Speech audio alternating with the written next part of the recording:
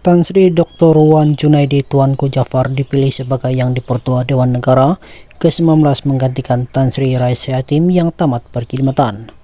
Bekas Menteri di Jabatan Perdana Menteri Parlimen dan Undang-Undang adalah calon tunggal yang dikemukakan untuk memegang jawatan itu. Usul pencalonan Wan Junaidi dikemukakan Perdana Menteri Datuk Seri Anwar Ibrahim mengikut Peraturan Mesyuarat 4-1 Peraturan Majelis Mesyuarat Dewan Rakyat. Terdahulu Wan Junaidi mengangkat sumpah sebagai senator di Dewan Negara bersama dua yang lain, yaitu Ahli Majelis Kerja Tertinggi UMNO Datuk Nur Jazlan Muhammad dan Naib Presiden Parti Amanah Negara Amanah Datuk Seri Dr. Mujahid Yusof.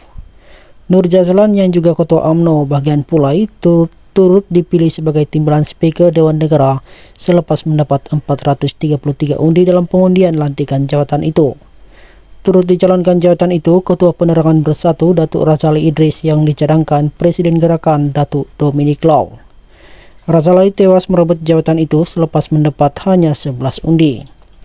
Wan Junaidi 78 sebelum ini dilaporkan berkata sebagai rakyat yang cintakan negara, sukar baginya untuk menolak tawaran itu kerana ia satu amanah dan tanggung jawab kepada negara.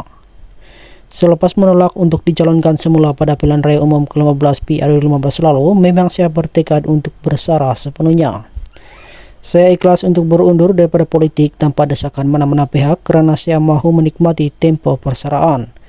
Tetapi apabila menerima panggilan daripada pimpinan kerajaan yang mahukan saya mengisi jawatan itu, saya berfikir seketika dan akhirnya bersetuju untuk berkhidmat semula demi negara bukan sebab kepentingan pribadi, katanya pada BH. Wan Junaidi menggantikan Tan Sri Raisa Yatim yang dilantik sebagai Speaker Dewan Negara sejak 18 Jun 2020 dan tamat perkhidmatan pada 16 Jun lalu. Wan Junaidi berkata beliau bersedia memikul tanggungjawab itu berbekalkan pengalaman luasnya termasuk sebagai pegawai kanan Polis Peguam, Wakil Rakyat, Menteri dan Timbalan Speaker Dewan Rakyat.